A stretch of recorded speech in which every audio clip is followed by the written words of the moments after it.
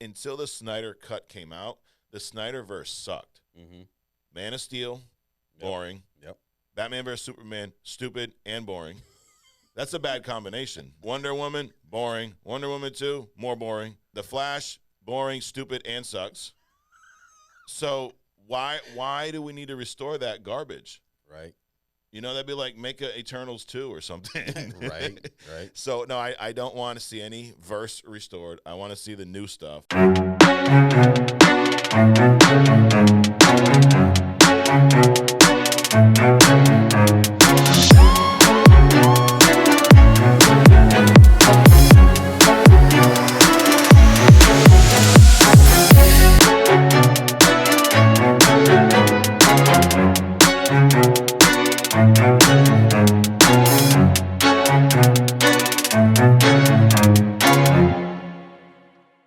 Welcome to Only Comics. I'm Mike. This is Adrian. Good morning. Morning. How we doing? Good, man. Good. Ready to kick this thing off, man? Get into this week. Yeah, let's do it, baby. We last week, Adrian, I don't know if you know this, but you had some people talking. You had what they call a hot take. That's what I do. Controversy. Yep, that's it. Now you said that Black Adam was equal to Across the Spider-Verse. Right. And there was a handful of folks. People use that word folks. It Okay. makes you sound old, right? A Yeah, handful of folks out there Yep. that lost their mind. Dude. They're like, what's wrong with this guy?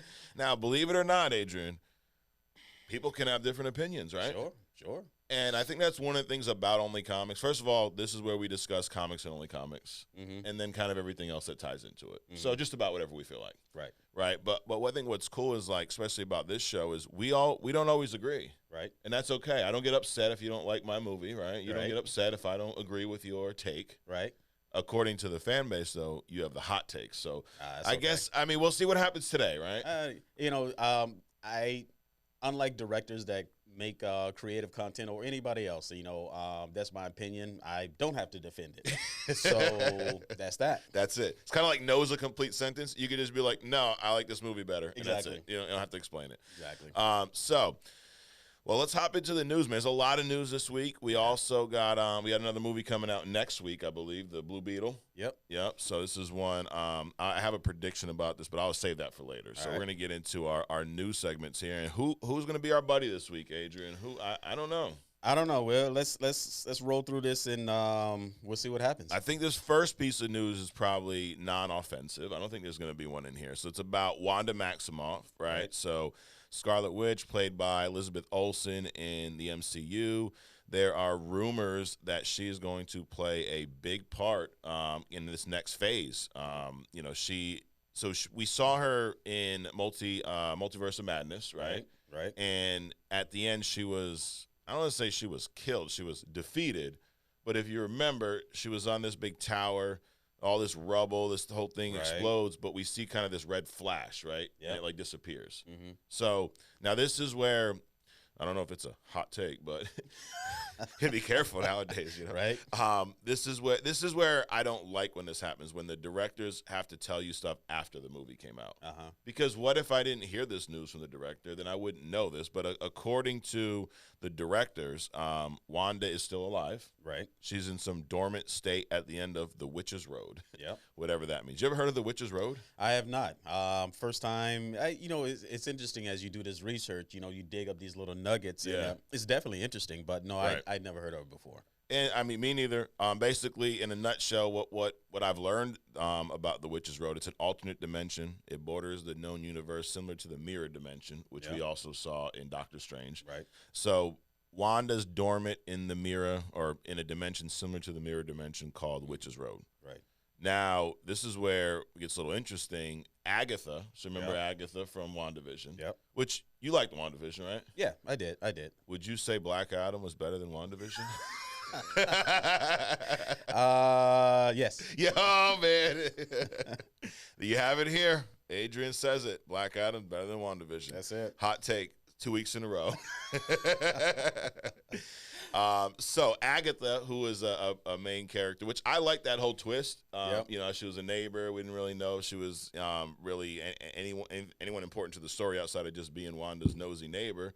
And then we learned that, she is Agatha. She's this witch. She's been a witch for a long time. And she's been kind of manipulating Wanda the whole time. So anyway, that's a series. I'm actually looking forward to that series. Yeah, I am too. I do like to spin when they do these intros because the Agatha Harkness that I'm familiar with in the comics, she's older. Yeah. Like a silvered-haired old lady. Right. And I like the fact that they, when they introducing this new Agatha Catherine Hahn, Yep.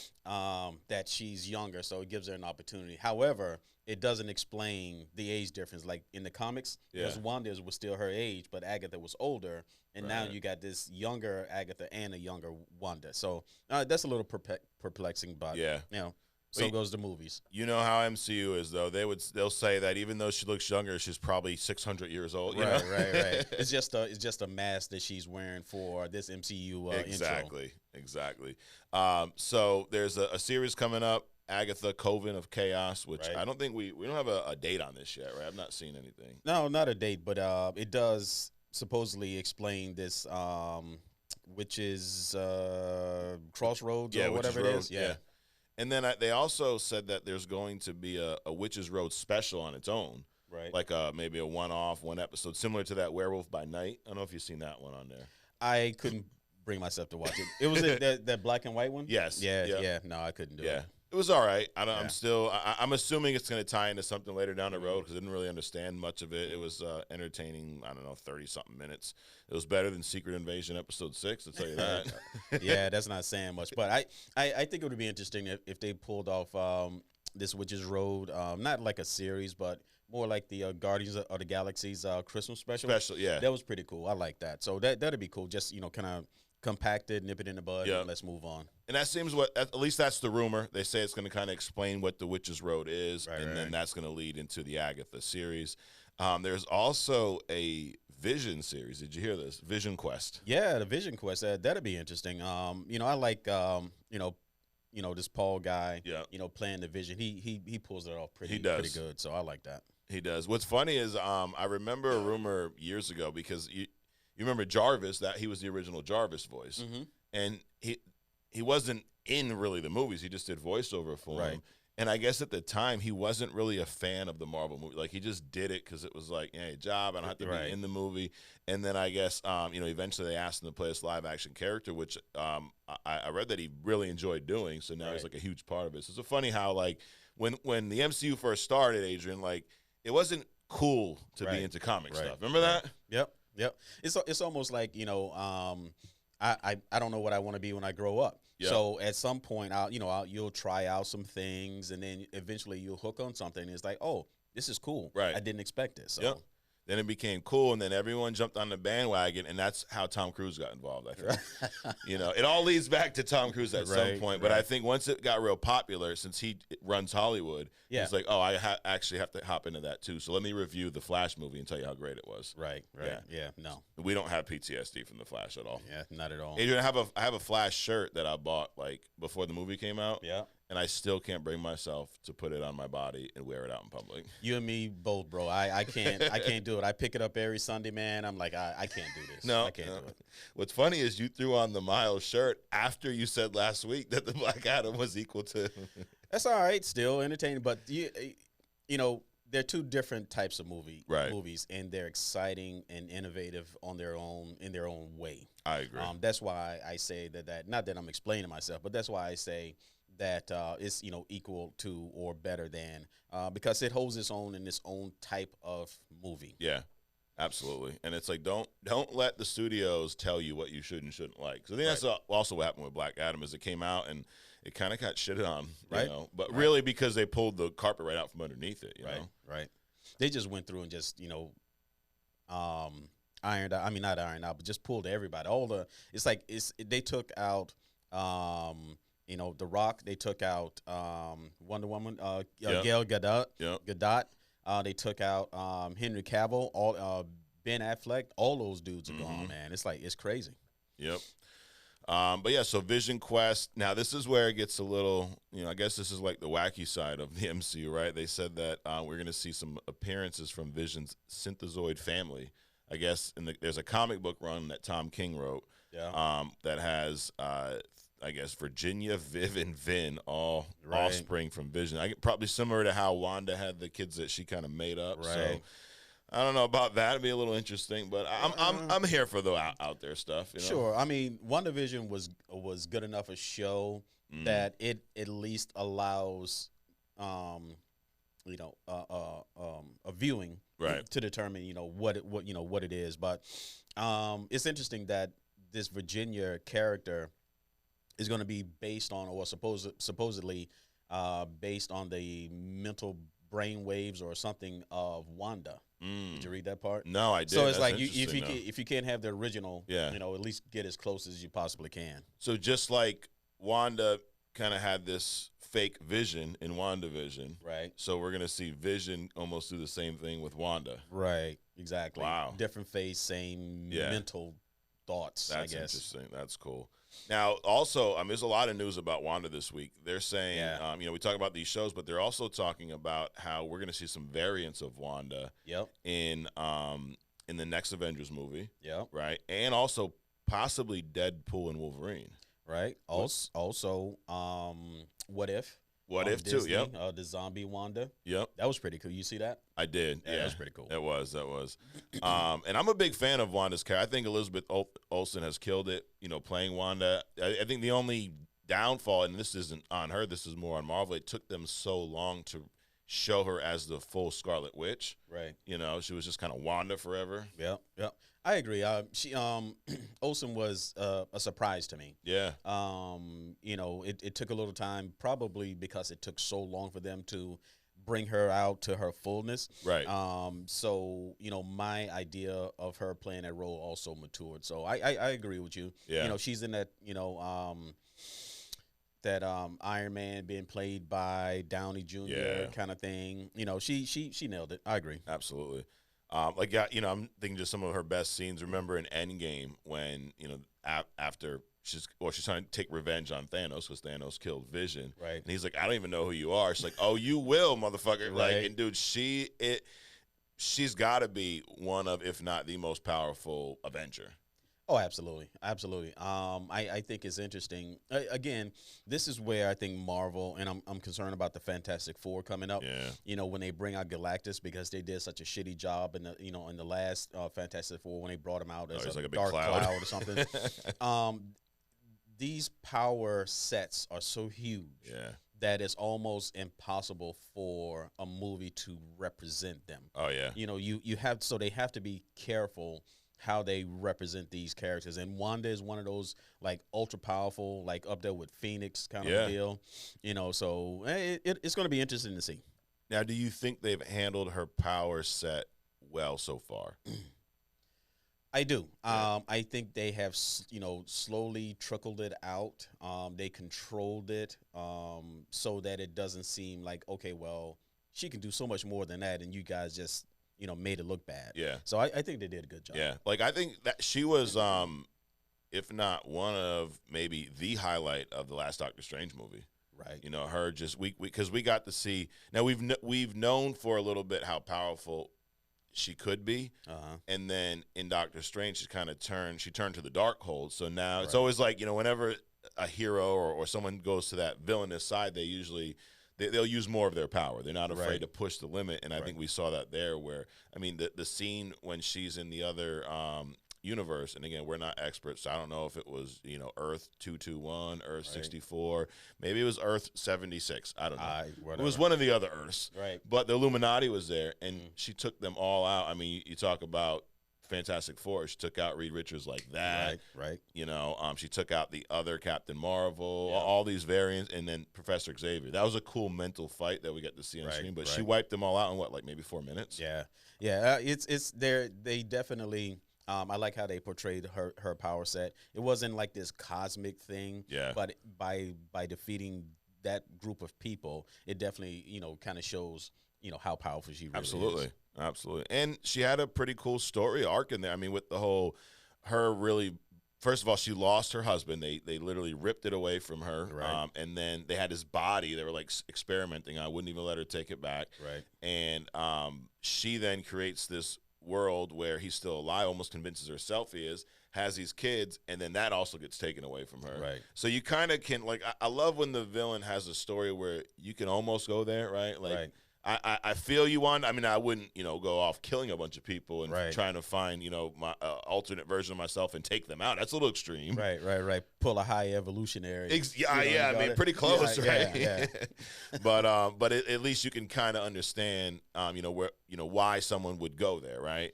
Well, high evolutionary. I'm sure he had a WandaVision moment early on in his time, So, I mean, does that explain him the way he is right now? Or Not now, no. Maybe it explains why he initially took that turn, Right, and then so many years, because he's been around forever, right? Yeah, just fell off the cliff. Yep.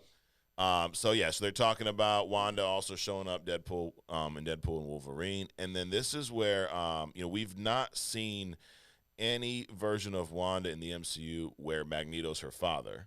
Right. And we know in the comics that's been the case in several different comics with father, stepfather, whatever it happens to be in that story. Mm-hmm. But I read a rumor that we may see that in the Deadpool Wolverine movie.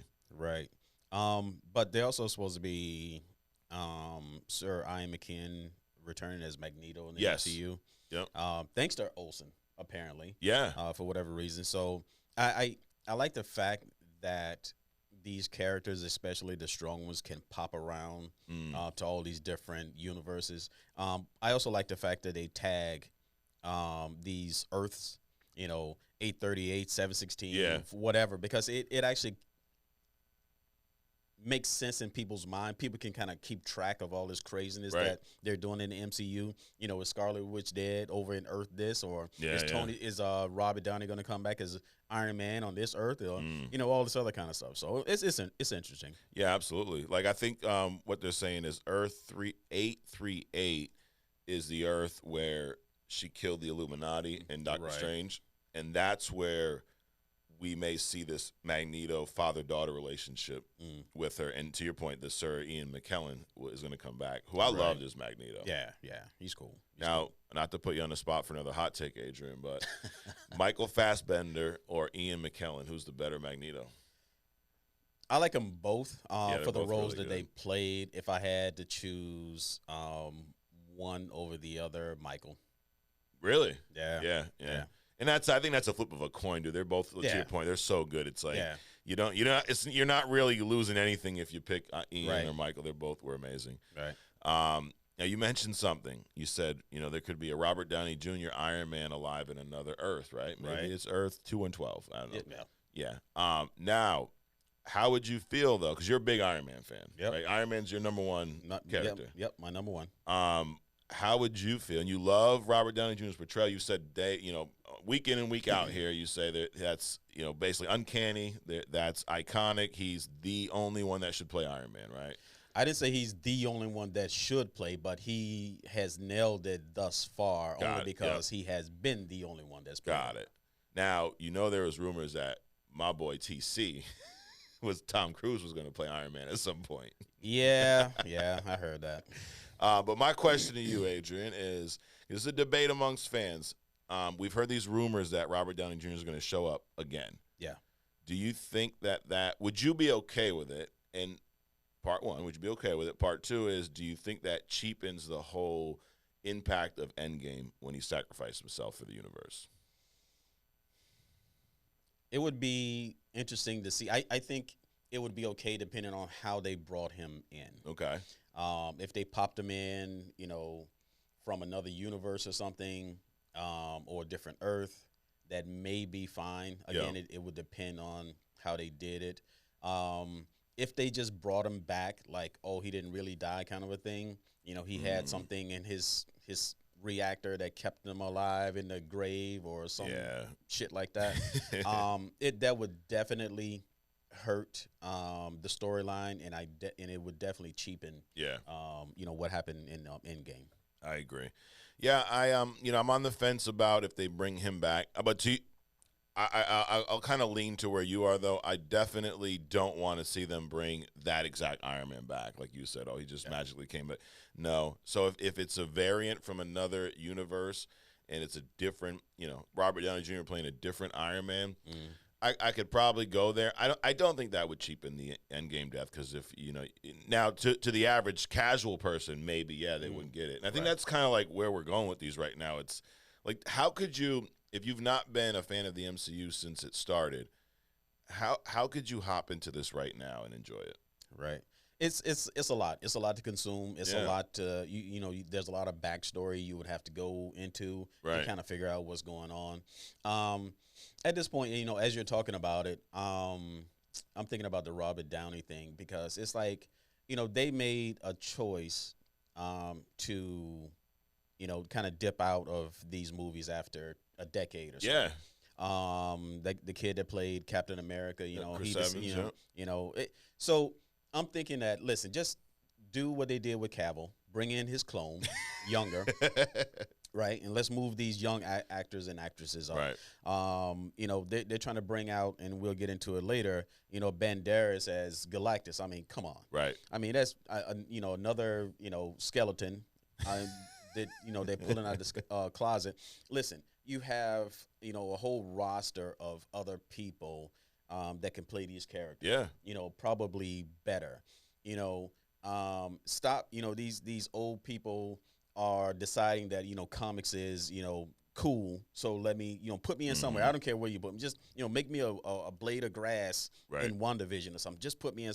And I think it's putting a glass ceiling on the other actors and actresses that are trying to come up, through the ranks. Yeah, that's a great point. When you think about most of these popular MCU actors, they weren't very popular when they got casted in the role. I mean, Robert Downey Jr. was a well-known name, but if you remember, in 2008, nobody wanted Robert Downey Jr. to work in anything because of his drug habits and all of his issues in the past. Like, it was a big risk. It wasn't like I'm joking, but it isn't like bringing Tom Cruise in to play. Right. It was like, dude, this guy, no one wants to hire him. Right. Maybe we'll give him a shot. Right. It was definitely a game changer and a life changer for Robert Downey Absolutely. Jr. And he pulled it off, but he was also younger then, too. Right. So he wasn't, his age now, just starting to come in to play Iron Man. Like this, the MCU wasn't built on bringing in box office names into movies. Did you know who Tom Holland was before he played Spider-Man? Nope. No. Nope. Chris Evans was known a little bit, but he wasn't a big star. Right. He was in like these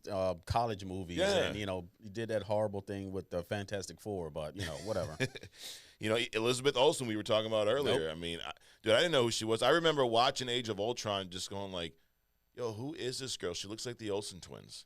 And I looked her up in the theater. I'm like, oh shit, she's one of their sisters. Right. But I didn't know she was I didn't know she was an actress prior to that. So now it's like, they're almost shifting their game plan to want to bring in known Hollywood names into the MCU, and I don't think that works, man. Nah, I think it's going to hurt him more in the long run, because first of all, Harrison Ford, I mean, he's got maybe based on how these movies are coming out, maybe a couple of movies, as opposed to a Chris Evans or a Hugh Jackman. They've been around for, 10 years. Right. And these guys, they've had to maintain their bodies, their whole lifestyle to support the roles that they're playing. Or they give them a suit with sleeves. But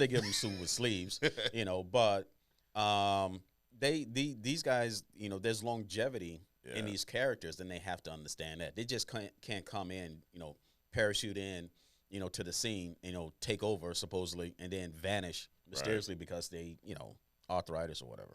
And with how bad some of these movies have been, it's like they wasted them. Eternals, for example. Right. They brought in Angelina Jolie and Salma Hayek and a handful of other known people for what? Right. For that movie? Right. For that movie, which let's just not even discuss that. I will say Black Adam is better than Eternals, all right? I'll take the hot take, if you will. Black Adam is up here. Eternals is like way down here. Right. So next up, you kind of alluded to this, Adrian, Fantastic Four. You're also a big fan of Fantastic Four, right? I am. He's Reed Richards was my comic book father. Yep. Yes. It's almost like you look at Iron Man the way I look at Batman, probably, right? Yep. And then you look to the Fantastic Four almost the way I look at X-Men. Right.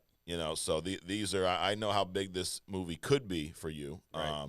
There's rumors of Galactus, like we talked about earlier, and like you were just, talking about my boy Antonio Banderas.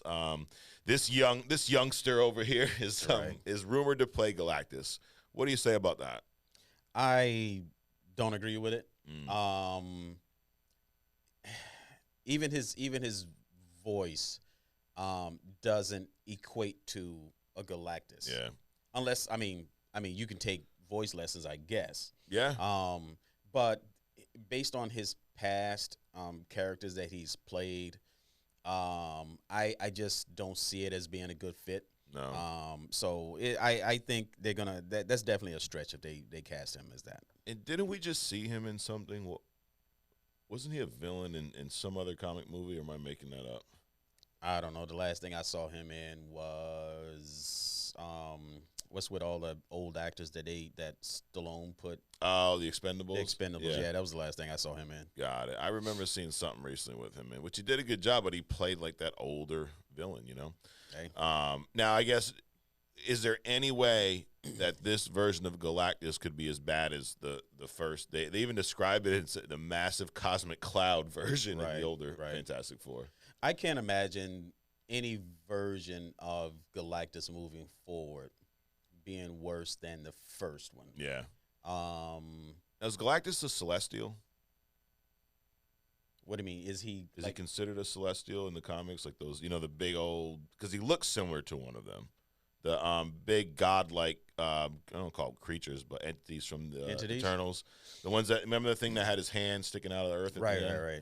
No, he's. I don't think he's one of those. I forget his origin, but I don't think he's considered one of those because they were like a team. They're like the guys from the Green Lantern that created the Green Lantern Corps. They're like a round table kind of a deal. I think Galactus is something separate from all that. Okay, got it.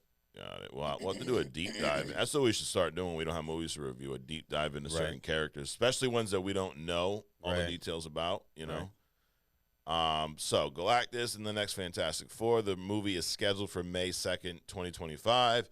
But, something we're going to get into a little bit later with this whole strike going on, I can't take any of these release dates serious because they're still kind of in the heart of this strike. But all right, next up, 7 years later, the one of the most divisive DC movies, Suicide Squad, may be getting a director's cut. So this is very similar to the whole Snyder cut deal. Right. You remember Justice League came out in the theaters, and a couple of years later, there was this big campaign to release the Snyder cut because Zack Snyder didn't finish it, and then they gave him some extra money. He went out, finished his movie, put it out on HBO Max, and that's the superior version now, right? Have you seen both Justice League movies?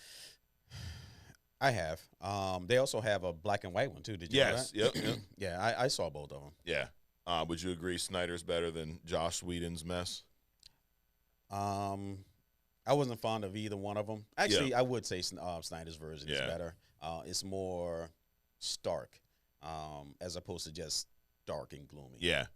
It's definitely a lot. I mean, more artsy. I really like the way he portrayed Batman in it. Kind of give Ben Affleck a little bit of shine. Nice iconic shots. Like I think one of the best shots in that movie is when Gordon is on the rooftop and then Batman kind of just falls in and there's like lightning, but like it looks like a page out of the comic book. Yeah. So very stylistic.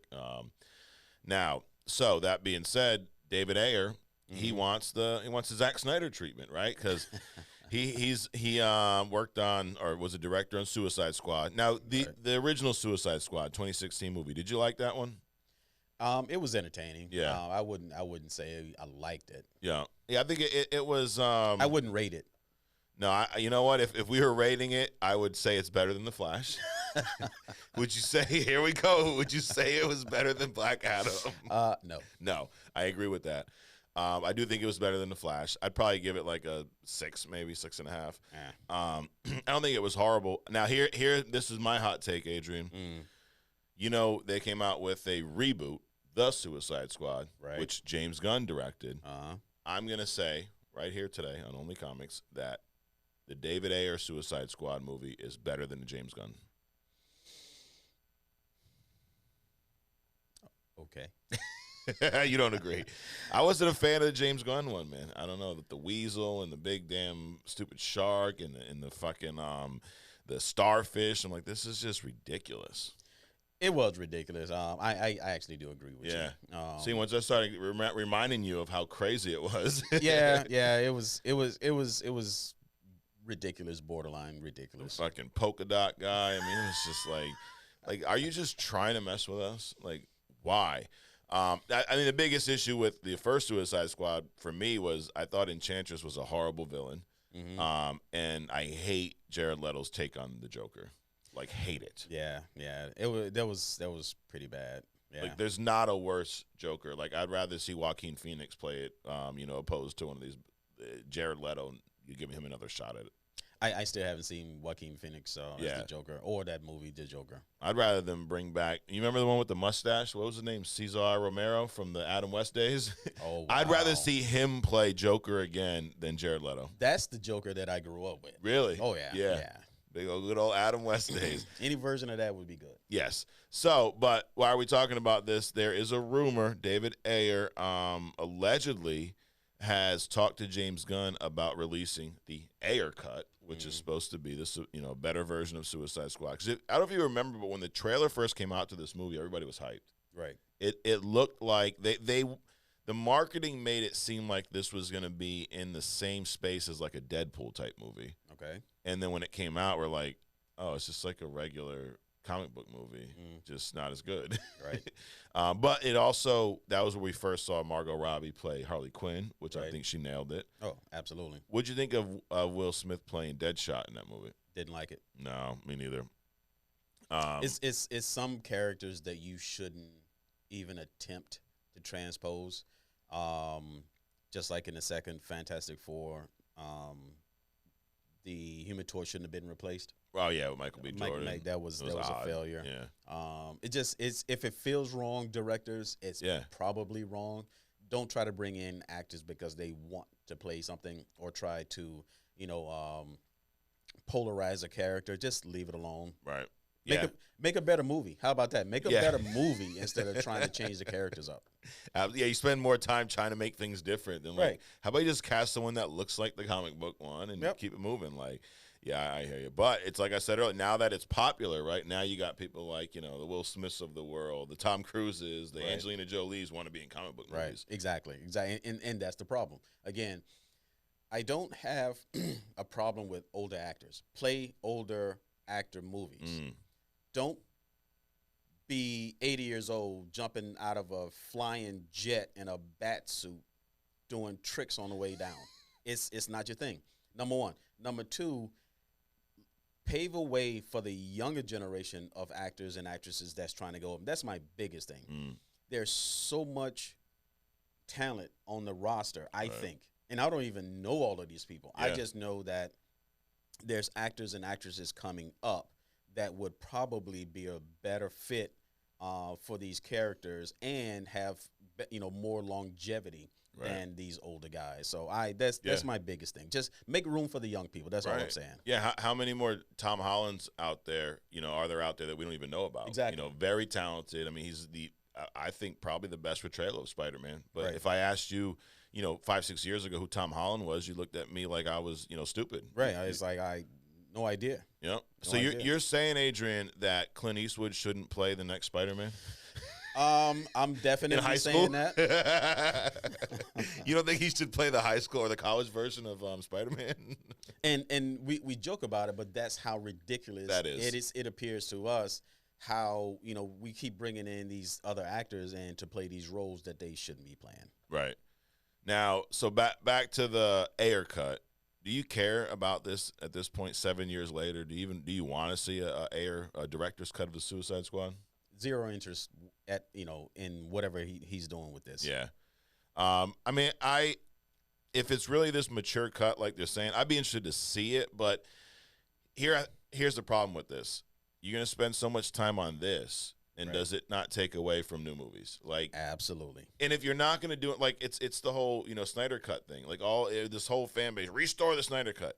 Let's not. That's not. We don't need to restore the Snyder cut because until the Snyder or the Snyderverse, sorry, until the Snyder cut came out, the Snyderverse sucked. Man of Steel, boring. Yep. Batman vs Superman, stupid and boring. That's a bad combination. Boring's one thing. Stupid and boring. Holy shit. Wow. Right? Wonder Woman, boring. Wonder Woman 2, more boring. Like The Flash, boring, stupid, and sucks. So why do we need to restore that garbage? Right. You know, that'd be like make a Eternals 2 or something. Right. So, no, I don't want to see any verse restored. I want to see the new stuff. I don't really care. So I'm almost talking myself out of this. When I first read this, I'm like, oh, shit, I'd like to see that. But not if it's not going to go anywhere. Right. The great thing about movies are the great redemption for directors. If you make something bad, you listen to your fan base, unlike Bicycle Boy. Listen to your fan base and make a better movie the next time. Right. Don't try to reconcile or rebirth something that failed in the past. Right. Make better movies moving forward. That's all you got to do. Speaking of better movies, this is something that I don't know if everyone was going to agree with, but you got Suicide Squad, you have The Suicide Squad, and then there's a movie called Birds of Prey. You ever seen that one? No. That movie is better than both Suicide Squad movies, really? And it's probably better than whatever Ayer cut's going to come out. 100%. Wow. Yep. I'll have to watch that. You know why the movie bombed? It came out during COVID. Oh, yeah. So no one went to see it. Yeah. I've seen that movie a handful of times. Margot Robbie plays Harley Quinn in that. Again, she kills it. There's Black Canary's in it. I forget the actress who plays her, but she also does a great job. Ian McGregor plays Black Mask.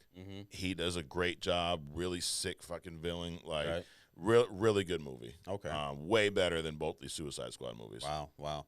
I'm actually concerned about Margot Robbie. Pretty much, if you put her in anything, it seems to be succeeding. Right. But that's also, I think, is setting her up for failure. I hope that she temper, her portrayal in movies moving forward. Just take it easy, Robbie.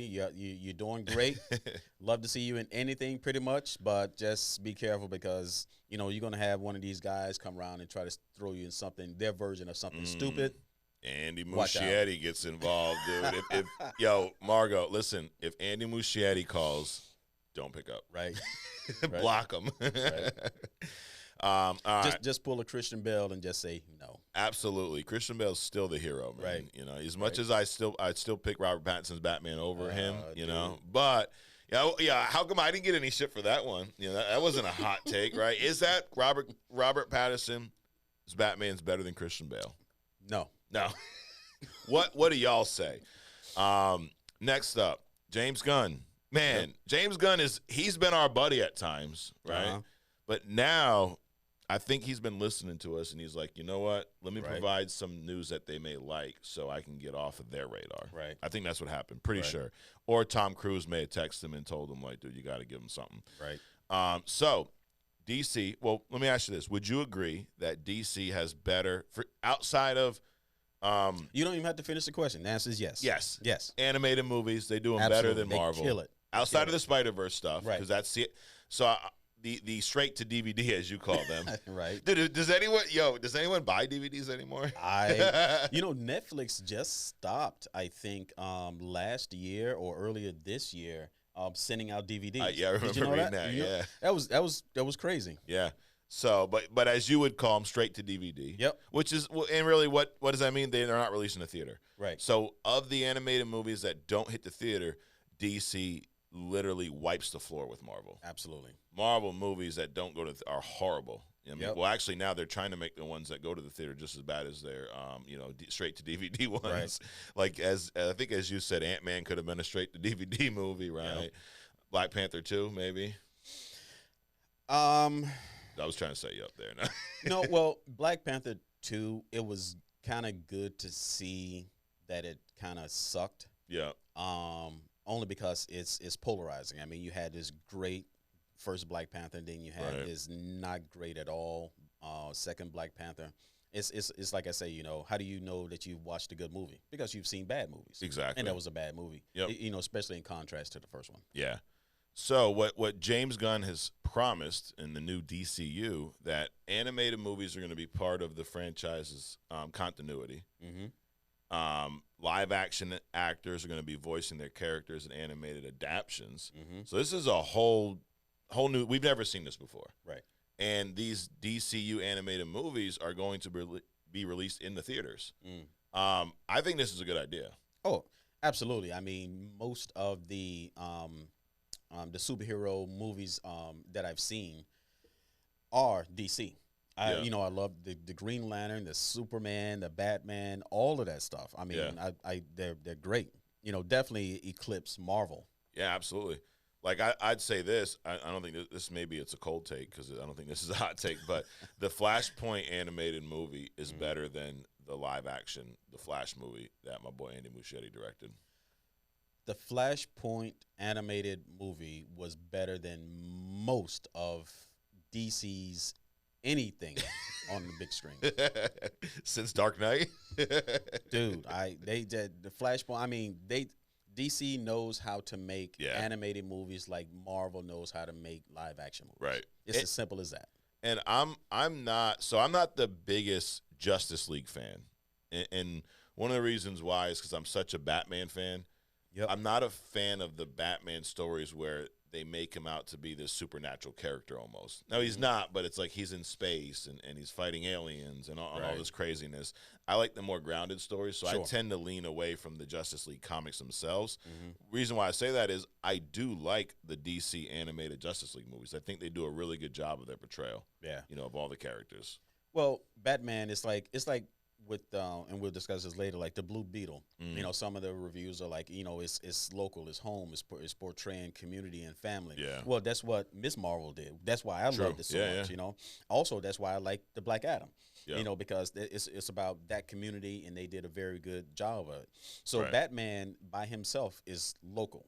Justice League is the world police or the universe police. So that kind of distorts. And it also kind of like, I think for you, it kind of downplays his role in comparison to, Wonder Woman, Superman, Martian Manhunter, the Hawk Girl, and the plethora of everything else that they throw out. Yeah. It's like Spider-Man. I enjoy the more grounded Spider-Man stories, too. Sure. Like, one of my now, they've not talked about this much, but one of the movies I'm looking forward to the most is the next Spider-Man movie because after No Way Home, that version of Spider-Man is now grounded again. It's almost like they restarted his whole origin. Right. Next up, I think this is where we give out the award, I believe. Deadpool 3 has – this is what the exact quote is. Disney has removed Deadpool 3 from its release schedule entirely, a move suggesting an indefinite delay in light of the ongoing actors' strike. So this is it, dude. The group of individuals, not on the actor side. I'm on the actor side. Right. The group of individuals that's protecting the studios and the executives and all these guys.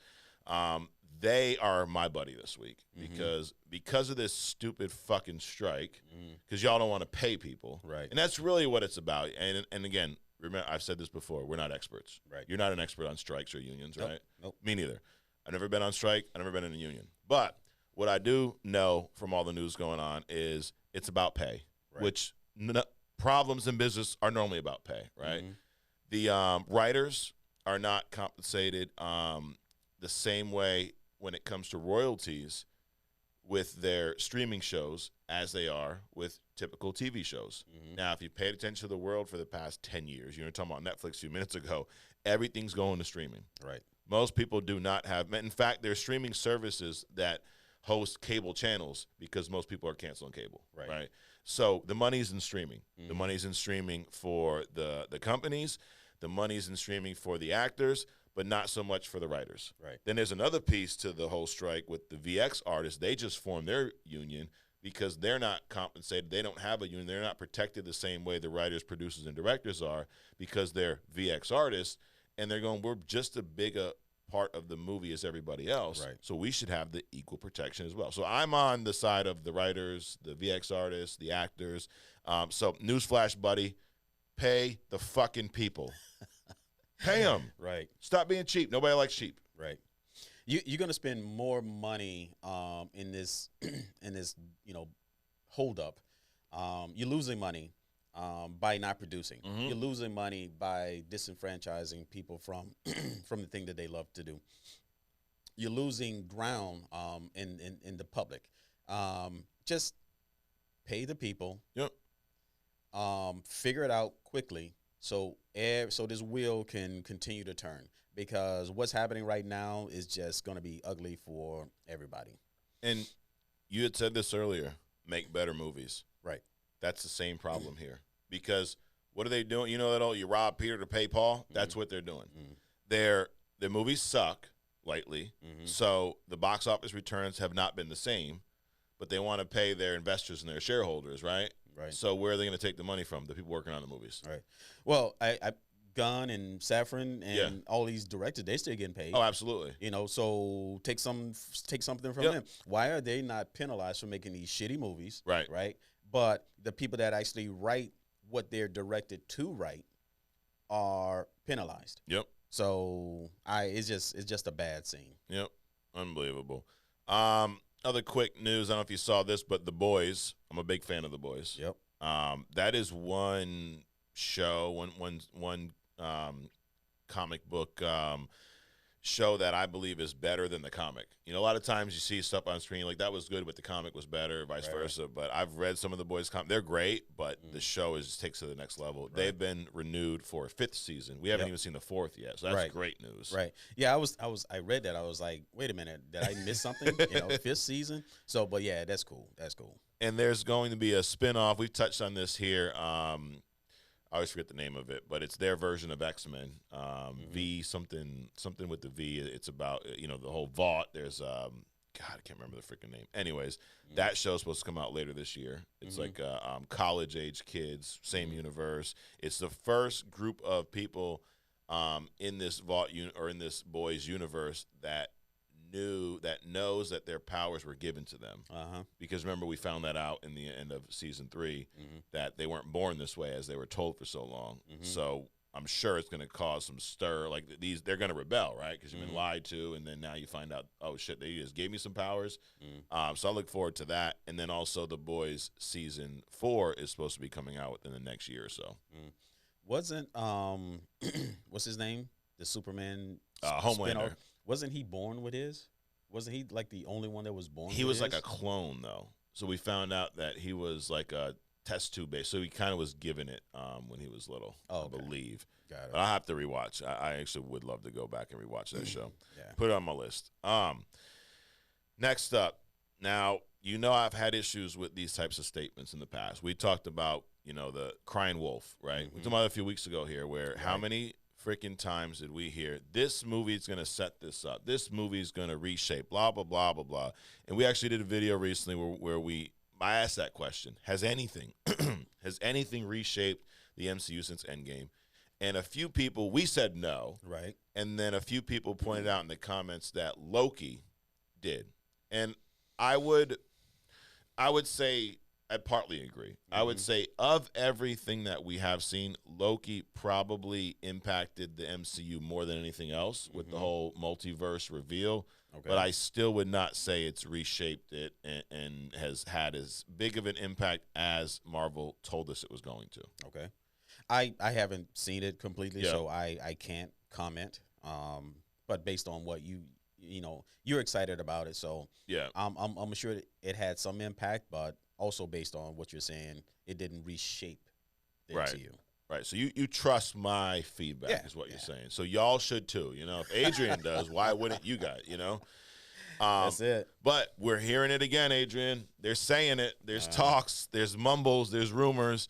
What is being said about the Marvels. So the Marvels is essentially Captain Marvel 2, but since everybody hates Brie Larson and her version of Captain Marvel, they decided to call it the Marvels so that didn't cause someone like me or Adrian not to go to the movies. Right. I think that's what happened. Right. They was listening to us. Tom Cruise, told his peoples. To we need to do something with this Brie Larson thing. Yep. Absolutely. So it's not Captain Marvel 2, it's the Marvels. But what they're saying is that this is going to set up Avengers Kang Dynasty and Secret Wars, that a major plot point is going to be set up through this movie. There's talks about Ms. Marvel's bangle being something even more powerful that may unlock or pull things from one dimension to the other, right? So this is what they're saying. Let me ask you, Adrian, do you think they're crying wolf again, or do you think that The Marvels will finally be the film that actually lives up to the expectations that they're setting for us? I'm not sure if they're saying that it's going to be the transformer of, the MCU. Right. Yeah, I'd agree. I do think that they're saying that it is significant in setting up what is to come later. So I would say that. And do you think that's going to happen? I think it'll be a setup. It's like a backstory. Yeah. In other words, you're going to have to watch this in order to before you watch. So this will be a 5. key film for this next phase. Right. Yeah. But I also, when I read that, I was thinking maybe they're gonna pull Robert Downey Jr. version of Tony Stark from some because they can pull stuff from anywhere. Yeah, right? with this bangle. So might as well just pull him or his clone through. Yep. So, but we'll see. I'm excited about it because I mean all the Avengers movies were at least entertaining, right? If not just oh wow, kind of thing. So it's going to be interesting to see. I just want to get over this Brie Larson hump so we can move on to something else. Yeah, absolutely. So yeah, we'll see. It'll be interesting with this bangle. It does say that if paired with the right other power, it has the potential to force a temporary hole in space and time to lead to somewhere else. So I mean, it just gives you so many opportunities, right? Yeah, you could bring the Robert Downey Jr. Iron Man back. Shit, you could bring Tom Cruise's Iron Man in. You might be able to bring Andy Muschietti into the movie. Right. You might be able to do that with the bangle. Possible. With the right power. My thing is this, though. Why is it that you didn't give me a piece of candy when I was 3? So now that I'm older, I'm going to destroy your entire planet. Gravik, oh, you didn't give me my own planet. Spoiled brats. Right. You didn't give me my own planet, so now I'm going to destroy yours. I don't know what this other supervillain is, Byrne or whatever she's supposed to be. I'm sure. So she's got a gripe with Captain Marvel. So now I'm just going to, destroy this universe because you did something, whatever. Right. Now, is she supposed to be a Kree, this other villain? I don't know. I can't tell from the previews what she is, and I don't even know where she came from. Never heard of her before, but we'll see. But we do see a kind of heavy Kree presence in this movie. Yeah, which is also why I think we were talking about how the Kree and the Skrulls were supposed to play happy together at some point. I don't think it's gonna work out that way. No. They're both war-like races, right? And I think it's a setup. Yeah, I think so too. Because I think we read somewhere that in this movie there's a truce between the two, right? But we also, I mean, what was it? I can't forget the name of the stupid show now. Secret Invasion. Now it's not all horrible. I do think that we're talking about impact to the MCU. I do think there is going to be some ongoing impact from this show, and that's probably. We have a lot of fun on here. We make fun of things. I would say that's probably one of the pluses of them doing that show is like the Don Cheadle stuff, the Rhodey stuff. We got to see some progression with Nick Fury, and I'm sure this is not the last of the Skrulls. And so now maybe this is leading to Secret Wars. Maybe it starts, Skrull and Kree war starts the big war. Who knows? Yeah. Well, I mean, when you say it like that, if you look at Secret Invasion as like, a drop in a water drop in a pond. It's filler. Yeah. If you look at it like that, then it's more digestible. Yeah. But to have propped this thing up with the hype that it was going to be all this stuff, it was not. But it was definitely backstory. And the biggest thing I think that came out of it for me was bringing in MI6 chick. Sonya Farnsworth, maybe. Yeah. Sonya somebody. Yep. I mean, she was the biggest takeaway from the whole Secret Invasion for me, Yeah, is there another character from that show that you want to see more of more than her?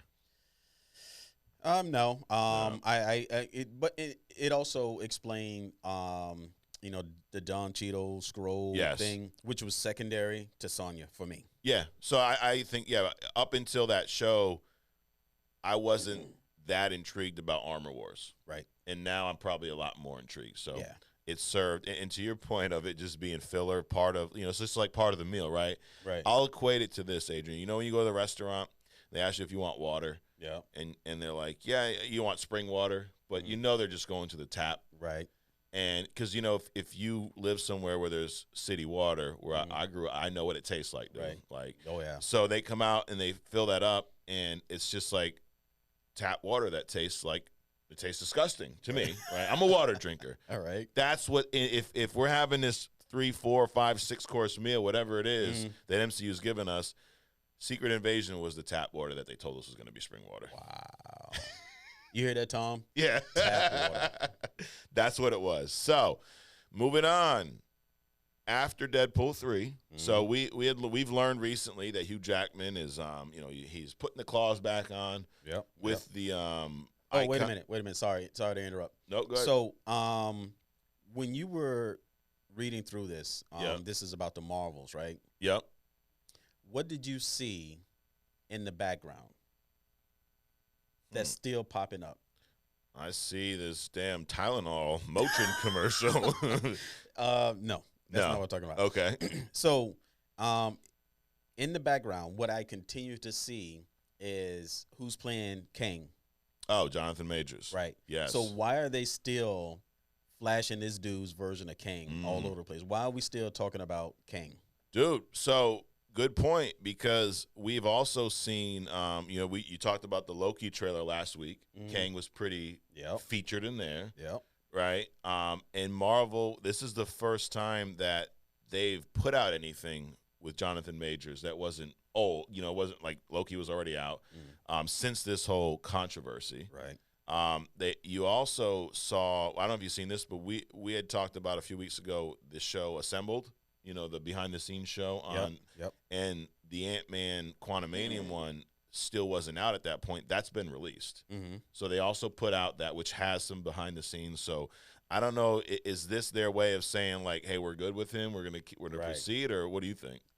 I think that the fact that they keep portraying, I mean, they don't have him coming out live action, but he's like in posters, he's in backdrops, he's, all these, not all of these, but, these most recent previews of things, Loki, this and that, they're showing Jonathan Major as Kang, right? And which is interesting to me. That means that because they did so much to just drown out that weirdo Flash dude, Ezra, during the promotion of Flash. I mean, they literally, promoted, I don't know, the street corner fire hydrant. Michael Keaton, bro. So that's why it was so confusing about like whose movie is this? Yeah. Kara, Batman, Flash, whatever. Right. But but they continue to background this guy in other previews. So to me, that means that they're probably good with him, man. Yeah, I think so. And again, the more and I'm not following this like crazy, so maybe I'm wrong. Maybe there's other news I'm missing. But the more and more I learn about this, it does seem like it was some false accusations. A couple had it. They got into a dispute, got a little physical between the two of them, and then it turned into a lot more once the police showed up. Or she was, just inebriated, fell down. Well, she also was drunk. They found her like laid out in her closet, like so she was drunk till she passed out. So it's a mess. It ain't as black and white as the Ezra Miller situation. Right. My man's kidnapping people with their kids, having fucking lunch with them, and not letting the dad come over. Dude, right. That's like assaulting people, robbing, throwing people. chairs at people in Hawaii. Like, come on, right? Dude. Like, right. That's a bit much. Yeah, absolutely. So anyway, all I'm saying is that they could have picked other parts of the movie, other focal points for the previews, because I mean, really, they just kind of talking over things. Right. Anyway, they could have easily excluded Jonathan Major as Kang from all of that scene if they weren't supporting him with these moves that are coming up now. Right. And even a lot of the stuff, the rumors we were talking about earlier with Scarlet Witch and all that, that was really like Marvel has confirmed some of this stuff, so they're actively talking about Jonathan Majors as Kang. So yeah, to your point, maybe they're good with it now. Now I'll make a prediction. You know, we're normally right. Well, at 99. I think we were wrong like maybe one time. But I'm gonna make a prediction here. I do predict that he will not be as prominently featured in this next phase as they said he would be. I think they're gonna tone it back a little bit. I think that's why we're hearing some stuff about Scarlet Witch being a huge part, Magneto coming back, because it wasn't like just a year ago he was going to be in everything. Right. So I think they're going to pull it back a little bit and still keep him in, you know, the Kang Dynasty and stuff like that. But I don't think he's not going to be Thanos. Right. I don't think. I agree. They're going to like slow roll him in back into this thing, you know, maybe over, you know, a few years or you know, he might do an appearance here and there. Right. But I agree. It's not going to be this blockbuster, you know, Jonathan Major / Kang, you know, takes over the universe thing. Right. Speaking of Kang, more Kang news. Well, we do know that one of the Avengers movies. So essentially, there's two Avengers movies on the docket, right? For the next 5 and 6 or something. Yep, 5 and 6. One is Kang Dynasty, which obviously, I mean, I'm assuming Jonathan Majors is going to be in that one, right? Like, that's a prediction you heard here. Right. I predict that Jonathan Majors is going to be in Kang Dynasty. Yep, I agree. We'll be right about that one, too. And then there's the Secret Wars movie, which is I guess the 6th Avengers film, right? So we have heard some rumors. We learned that Hugh Jackman's back as Wolverine. We learned that he's now wearing sleeves because he's older. We've learned that Deadpool 3 has been put on indefinite pause, but one of the it's like they do this, I guess, maybe to keep your attention away from the bad, like how everyone was so hyped for this movie. Now we have no idea when it's coming out. Right. It's like, let's give them a little news to talk about on Only Comics this week. Right. So Wolverine allegedly Hugh Jackman met with Kevin Feige recently and discussed Wolverine playing a massive role in the Secret Wars movie, Hugh Jackman. So initially he was coming back just for Deadpool 3. Now there's a rumor of him showing up and kind of really leading that movie, Secret Wars.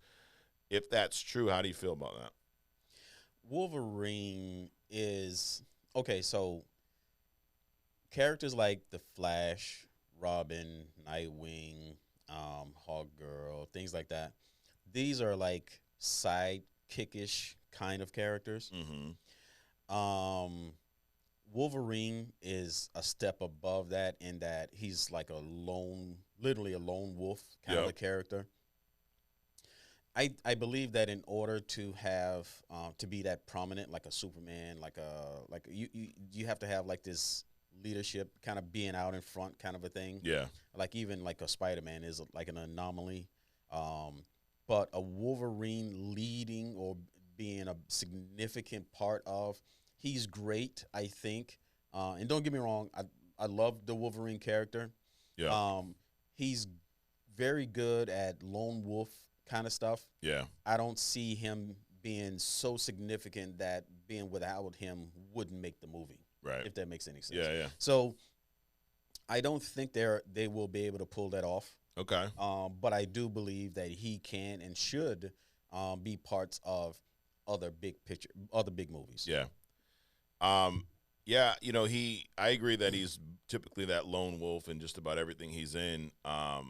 And I'm just wondering if they're going to do what they do with a lot of characters and kind of change core characteristics for the plot, right? Because Wolverine's not really known as the leader. He's usually the one who's like devil's advocate to the leader. Exactly. I mean, him and Cyclops clash, right? And they're on the same team. He wasn't the leader of the X-Men. Cyclops was. Well, they clashed not only because of their idea about the team, but there was Phoenix he also too. wants his lady. He's may have had her a couple times. Yeah, exactly. A few times or whatnot. So but when I hear that, it reminds me of Days of Future Past, where the live action movie, where Wolverine does kind of play that main character role. Now he's not really the leader; he's just the one they send back, so he's on screen the whole time. But so I don't know, man. I love Hugh Jackman as Wolverine, but at some point we got to let things go. Right. You know, he's coming back for this, and then he's going to also be in Secret Wars. And it's like, then when does it stop? To your point of how long are we going to push these, what do you call it, corpses out on screen?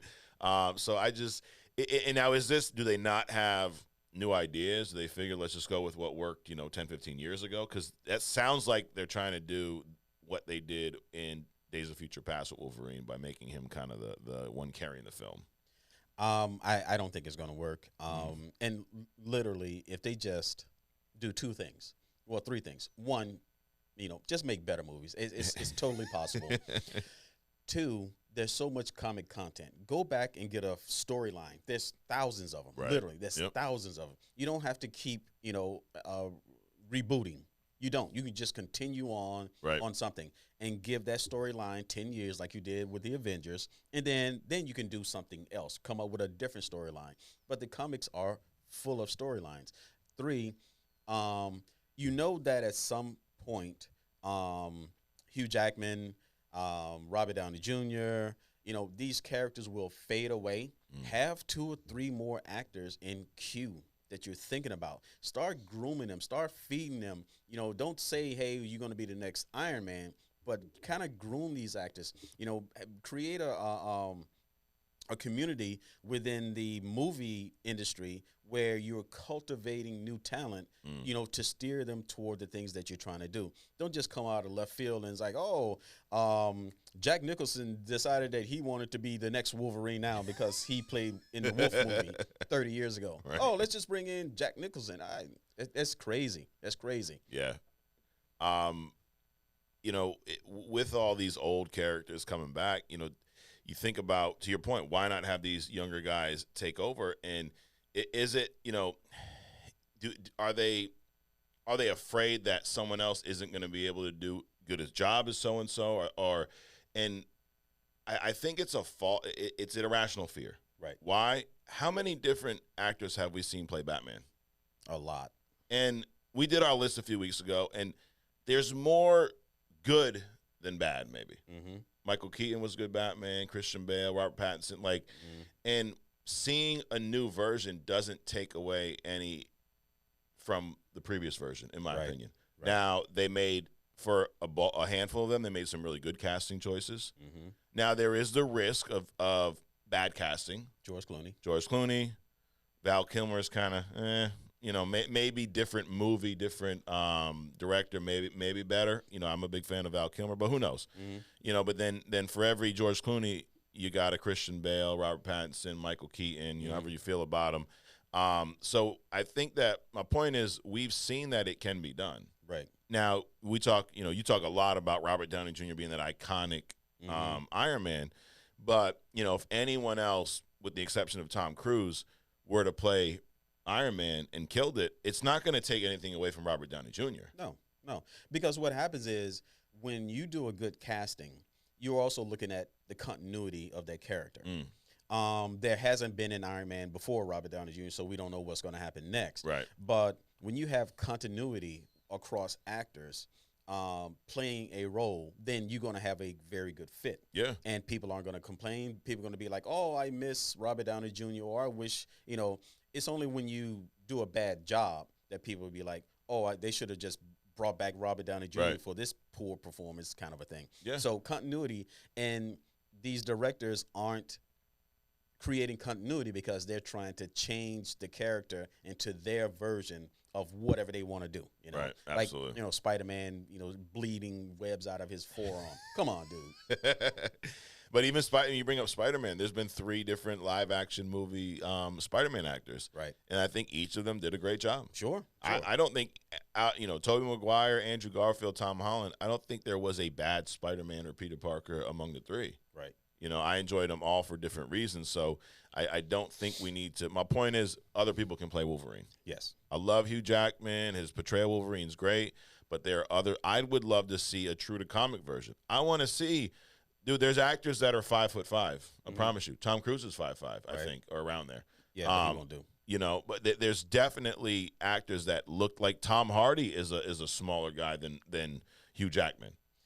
You know who I thought would play the perfect Wolverine after Hugh Jackman? Harrison Ford. No, I thought about him. George Clooney. No, the guy that plays Homelander. Oh, Anthony Starr. Yep. Yes. I thought because I saw him in what's that movie? Banshee. You ever seen that? No. It's one of the streaming platforms. Okay. It's about this guy. He comes into this small town and he runs into like the new sheriff coming in, and somehow something happens, then the sheriff gets killed. And this guy, he's like a professional thief, miscreant, all of his life kind of a deal. And he takes over. He buries the sheriff and takes over his identity. So he rolls into this town as the new sheriff, and he changes everything. Yeah. I mean, it's kind of like watching The Boys, really. Without the superpowers. I'll have to check it out. You got to check that. You got to check it out. But I've always thought that he would be he's the perfect size, right? Because Homelander is short. Yeah. And he's just got that look about him. He does have the look. I'm just saying. Yep, he does have the look. So my votes is Anthony Starr for the next Wolverine. Why don't we just do the casting from now on? I think we should, man. We're 90% on the predictions. Right. We got Tom Cruise scoping us out, running back, telling his peoples what we're saying. Yep. So just send us a list of the next role that needs to be filled, and we'll pick them. Right. Send us over the options, and we'll pick the best option. Yep. Dude. There you go. Absolutely. So hey, it's either Anthony Starr or George Clooney. One of them is going to play Wolverine. That's it. It's just like, dude, I love Hugh Jackman, but we don't need. He's not the only one that can play Wolverine. No. And there, I'm sure there's so many other people that they just haven't bubbled up to the top. Right. And that's my point. They're not bubbling up to the top because Harrison Ford keeps coming in. Yep. With Tom Cruise in his back pocket. Absolutely. Let me ask you a question. So you're talking about different powers and whatnot, and when we talk about these movies and shows, I feel like a lot of times you're excited about the human characters, right? Like you always talk about, we see all these big powers, right? But you like seeing some of the non-supers, right? Right, like the Sonyas. Yes, the Sonyas and stuff like that. Now, for superheroes, you kind of get two boats here, right? One are people like Iron Man and Batman, who are human beings, no superpowers at all. But they're genius level, like they're elite in all these different other areas, and they become a superhero. Right. And then for every Batman, Iron Man character, there's a mutant, there's a Wolverine, there's a Spider-Man who gets bit by something and gets powers. There's a Superman who's an alien, right? So have a little fun with this, Adrian. Yep. You get to be a super. Yep. Would you rather be the human type, where you're super genius? Would you rather be a Tony Stark, or would you rather be a Superman with powers? I've done this Tony Stark thing for 50-some years. I go to Superman route at this point. Yep. Yeah, I'm with you too. I'm like, I want some powers, dude. Right? Yeah, I mean, I'm sure being very smart and all that stuff's cool. Yep. But hey, eventually you're going to get old, unless you're Harrison Ford. Right. Eventually you're going to get old and phased out. But Superman's like, what? I don't know, a few hundred years old. Well, yeah. Dude, you can just go fly into the sun and just, take a nap. Absolutely. How cool is that? Yeah, so I'd go with that too.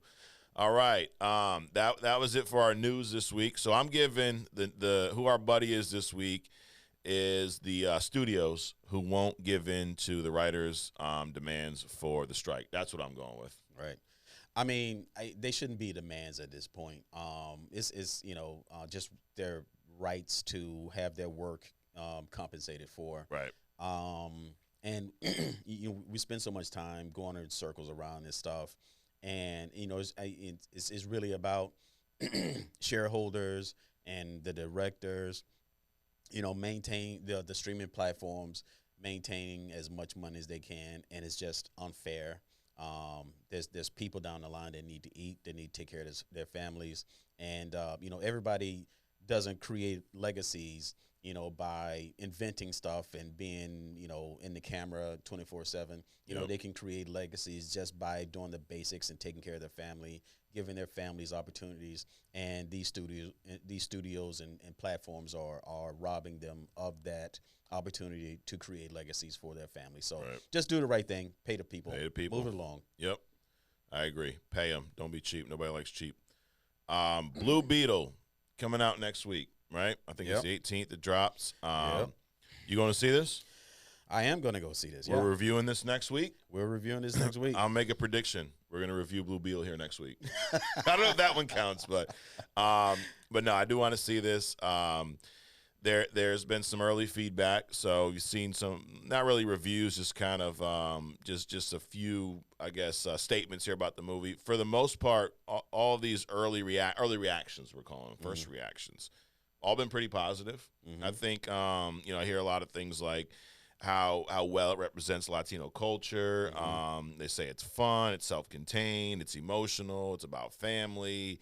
They talk about George Lopez is in it, who's hilarious. They say he really shines. They say the main character or the guy starring Zolo Mariduena, maybe, I don't know if that's how you could be butchering that.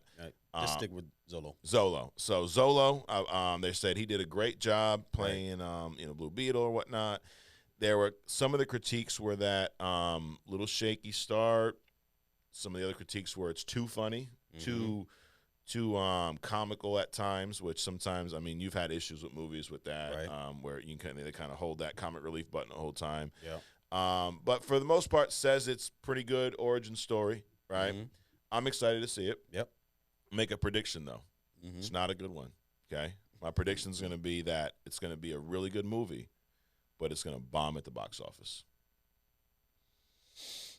That's an interesting prediction. I am not going to predict. I like to when I'm excited about a movie, I just kind of like to let it flow. I do predict that it would be a 7 or better, though. Okay. But how it does it for me, so it'll be better than The Flash, right? Definitely better than The Flash. So I'm not going to predict what it does in the box office, but I predict for me it would be a good movie. Okay, I would go with that. I think 7 or better. I wouldn't be surprised.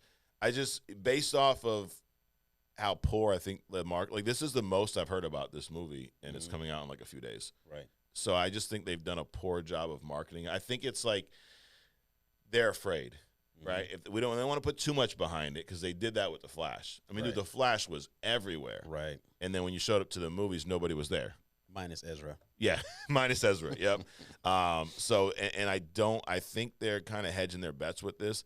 And I've also I've heard some kind of rumors about, depending on how this movie does, that will determine if the Blue Beetle is part of the DCU or if it's left as part of the DCEU, which ends with Aquaman 2. Well, Black Adam was a great movie. Yep. And they didn't even spin that off into the Chinese market, which would have allowed it to just dominate, I think. Absolutely. So it's about how they decide to market the Blue Beetle, which will determine all of those things, whether it bombs in the box office and whether it's part of the DCU or the DCEU. Right. So the same people that are cutting the paychecks of the writers are also deciding, where this thing goes. So they could make or break it just by where they decide to, have the showings. Right. And it's interesting that they're that on the fence about it. But I guess it's maybe due to these recent failures, right? It's like they don't want to put too much behind this. But another interesting part about this movie is initially this movie was planned to drop as a streaming movie, or as you'd call them, direct to DVD. Right. And they decided not to. So that tells me that maybe it was a lot better than they expected it, because why would they Armor Wars, same thing, with Marvel, was originally going to be a series. Right. And then they said, no, let's make this into a movie. Now, this wasn't going to be a series, but it was going to be a straight-to-streaming release, which means it's not – I guess for anyone who doesn't understand, when Adrian says direct-to-DVD, normally the shittier movies were direct-to-DVD, right? Well, a little clarification on that. So direct-to-DVD means this. It was made for the movies, but it sucked so bad, it should have just gone streaming, right? Yeah. If they make a movie for streaming, then it's a streaming movie. Yeah. So Netflix, all those movies, those are streaming movies. But The Flash, which was made for the theater, should have been a streaming. Actually, they shouldn't have even made the movie. Shouldn't have made it. Just left at Flashpoint. Yep. And we would have had, we wouldn't have sour taste in our mouth about the Flash. Right. Now he's less than a sidekick with Ezra. Would you rather see a Robin movie than Flash 2? Dude, I'd rather see a tortoise turn a stone over on the banks of a river than to see Flash. And you're not talking like a Ninja Turtle. You're talking an I'm just talking an tortoise. actual little small green turtle. I would sit there and watch him move a rock than to watch the Flash again. Got it. But so the fact that Blue Beetle originally was straight to streaming, then got moved into the theater, makes me think that again the studio saw a lot more in it, some more potential. I don't like the on the fence. Right. I don't like the let's see how it does, because a lot of times how it does is determined by the marketing. Right. Because we've seen good movies. For your example, the Black Adam. Right. Good movie. Yep. Marketing, okay. Right. But they didn't put all behind it. Mm-hmm. It's like they didn't have its back. It was kind of like, hey, check it out. If you don't like it, we don't like it. Right. Hey, I think they've lost that Stan Lee, and I'm not talking about just Marvel or just DC, but I mean Stan Lee. He was bold, and that's not what's happening today. It's like you're like that guy that likes a girl in high school, and you kind of try to jeopardize the relationship with the current boyfriend in the background. Yeah. You don't walk up to the guy. You don't tell the girl. You just try to sabotage stuff from the back end. That's what, it seems that these directors are doing these days. They're sabotaging these characters by not being bold. Mm-hmm. Step out. Listen, we're going to make this movie. It's going to go to streaming. We're going to pay the people, the writers, right. And the actors for streaming too. And we're going to make this movie for the big screen, and we're going to put them in all the markets. Just be bold. It's either going to fail or it's not going to fail. Don't make them fail by not being bold. Yeah, absolutely. I mean, some of the bold movies, these risks that they took paid off very well. I mean, Infinity War was bold. Yep. You snapped and killed half the universe for over a year. Right. That was bold. Yep. This recent, Across the Spider-Verse. Yep. That was bold. To leave on a cliffhanger like that. Miles is all hemmed up by evil Miles, and we just stop. We don't know what's going to happen for 2 years. Well, I mean, just the first Miles Morales Spider-Man was bold, right? The art style, the art style. Yep. I mean, all of that stuff was bold. Yep, never been done before. Nope. And now we're seeing. I mean, Teenage Mutant Ninja Turtle. We just talked about it last week. Yep. We're seeing the influence there, and you're going to continue to see that. But that was a bold choice. Yep. This whole let's put it out and see how it does, then decide if it fits in our story. That's not bold. No. That's some punk ass shit right there.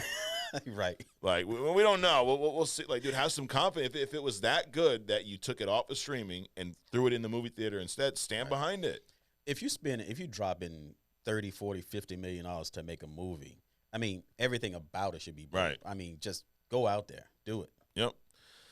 So now, as far as the Blue Beetle, the Scarab is where he gets his power from. Right. Yep. Now, I didn't even.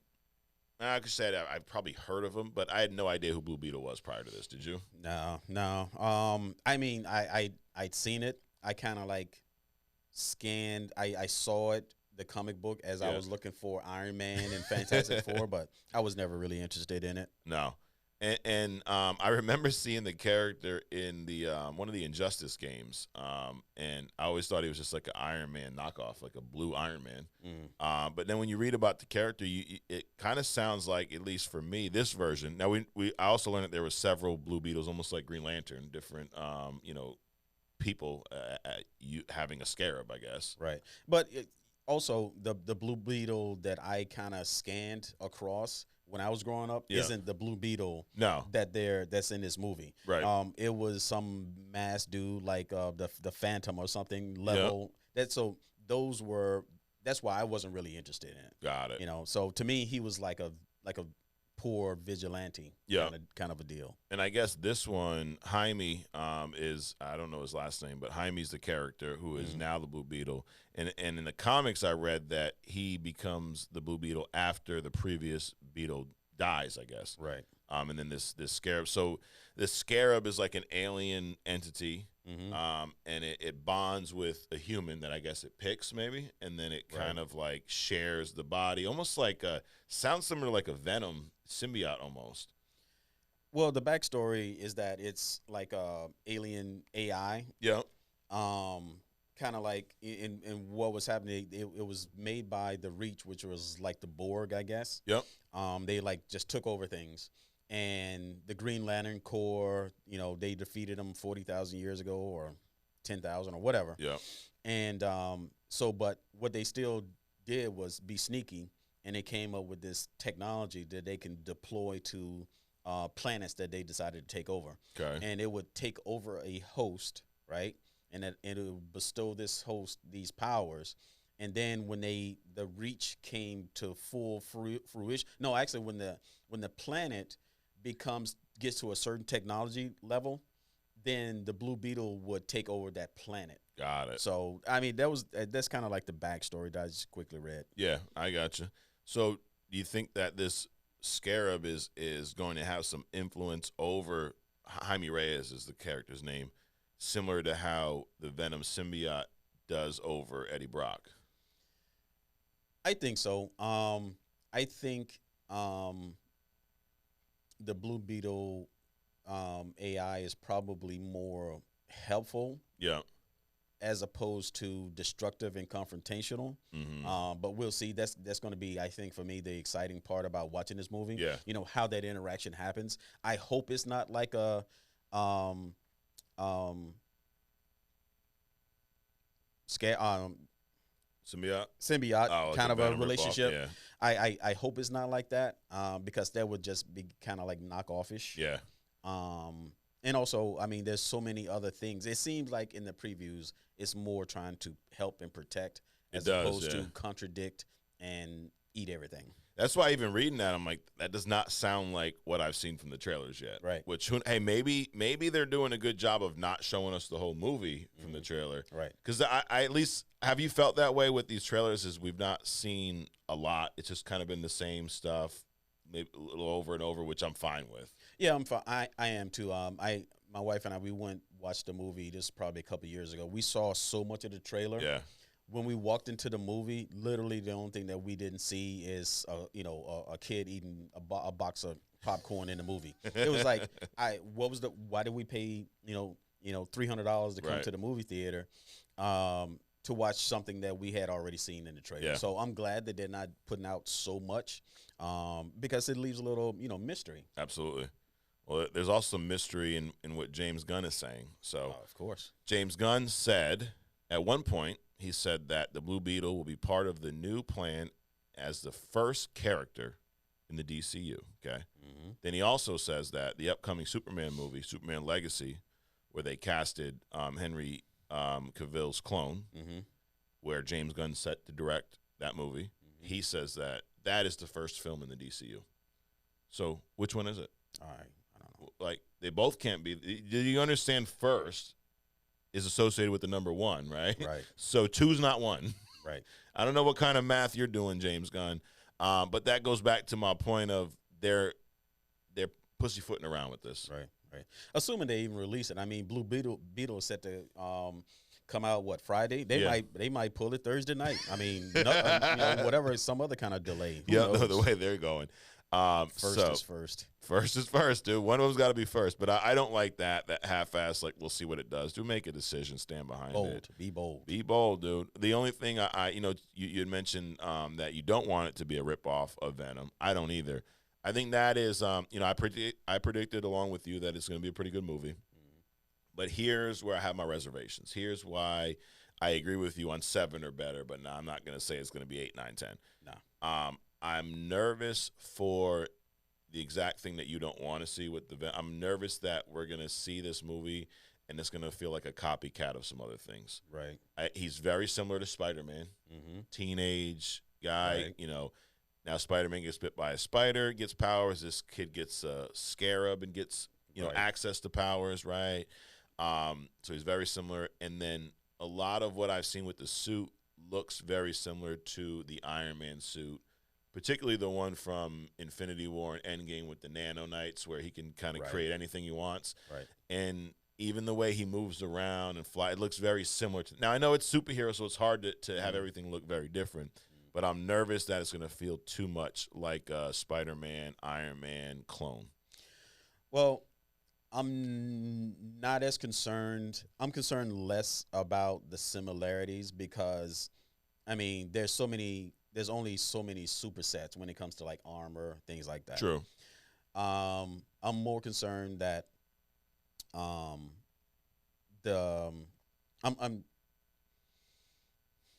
I think that the storyline, which is why this is important, I think the storyline is what's going to separate that. I think you'll sit there and you won't even think about the comparison because the storyline is going to be strong enough to make you not think about that kind of stuff. Yeah. So, you know, how the Blue Beetle interacts with this person, his human host, is actually more of a concern to me than the comparison with the armor kind of stuff. I gotcha. Do you think we'll see any DC cameos in this that haven't been announced? Yes. You do. Any particular ones you want to predict? Tom Cruise is Superman. Tom Cruise is Superman. I can't wait to see this movie.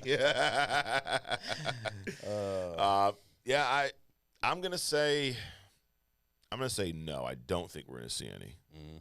See, we can have different opinions. Sure. I'm not going to say you have a hot take. You're not going to say that you think there will. I think they won't. We'll settle it next week, Adrian. But no, I'm looking forward to this. I am. And hey, I guess good or bad, because some of the most fun we've had here, Adrian, is when we've seen a pretty bad. I mean, think about this: Guardians of the Galaxy 3, pretty good movie, right? Yep. We barely talk about it on here. Yep. The Flash. Not so good. Not so good. We talk about it almost every week. Right. So you never know, dude. Right. If it's bad, it's bad, and we'll have just as much fun talking about it. That's it. But to what you've said several times today, I think we're going to name this episode Make Better Movies.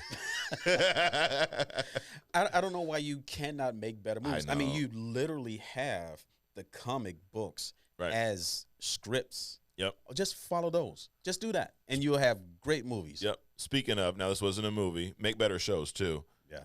But your boy Ali Salim. Now, this wasn't his fault. This was Kevin Feige's fault, what I'm about to tell you. I don't know if you read this. This was old news. So, but when Ali Salim was selected as director for Secret Invasion, he said, believe it or not, he's never read Secret Invasion. Okay. Right? And then Kevin Feige told him, don't read it. We don't want it to be similar to the comics. Now, to your point, I don't think everything should be just like the comics. Right. But if we're leaning on that story, and there's massive fans of that story, right? Shouldn't the director of the movie and the writers of the movie be familiar with that story and pull some aspects from it?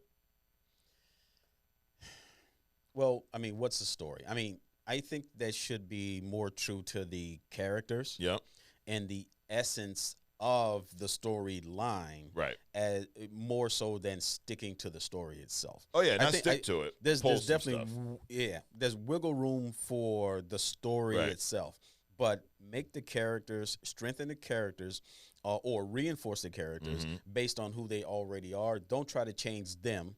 Then give us a shitty storyline. Right. Then give us a shitty movie. You know, and that's what Feige has been doing lately. And then you name it after a comic storyline that everybody liked. Right.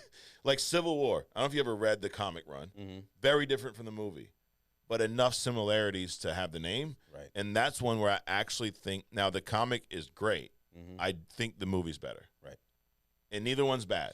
But I could tell that, I promised the Russo brothers read Civil War. They knew what they knew, because exactly what you're talking about, they portrayed those characters true enough to the comics with their own spin on it. Yep. And that's fine. Yeah. That's what I want to see. Right. I don't want to see, to your point, I don't want to see direct. I don't want you to take the comic book story and use that as a script. I don't want you to do that. Yeah. But I want to see some characteristics from the comic on screen. Right. I want to see them true enough to the characters. Change some stuff, that's okay. Tom Holland Spider-Man, great example. Right. Very different, because this is a Spider-Man who is brought into the Avengers by Iron Man like year one, right? Like he's been Spider-Man for like 6 months and he's already brought in. Very different from the comic, but his characteristics, the way he behaves, the way, you know, the Peter Parker versus Spider-Man identity stuff, the stuff with MJ, it's very true to Peter Parker in the comics. Right. Very different story, but true to the character. Listen, as an artist, you can use the color red to make a masterpiece. Don't change the color red. Right. Yep. I like that, dude. You're like a scholar on here, Adrian, today. I throw it down, baby. Oh, we might name the episode that. I have to rewind it and remember it exactly. But no, make better movies, make better shows. That's our advice. Right. All right. Well, I think that's it, man. Next week we got Blue Beetle. Yep. We're gonna review that. I'm sure there'll be plenty of fun news to dig into. And again, if y'all are to the people on strike, just pay them. Pay the people. Pay the people. Make better movies. And DC, make a damn decision. Right. Step behind Blue Beetle, because this could be their Iron Man. Right. I mean, Marvel put everything behind Iron Man. Right. You know, even with a questionable lead actor. Absolutely. You know? That's the thing too. When you think about the Jonathan Majors stuff, this is right up their alley, dude. Right. I mean, you did it with Robert Downey Jr. Yep. You know. So, anyways, it was fun as always, Adrian. Yep. Absolutely. Appreciate you coming in. Guys, thanks for watching, downloading, hit the subscribe button so you can find out when we're dropping new content. Every Monday, we are right here on Comics and Only Comics. I'm Mike. This is Adrian. Peace. And we'll be back next week with the Blue Beetle Deep Dive. We'll see you then.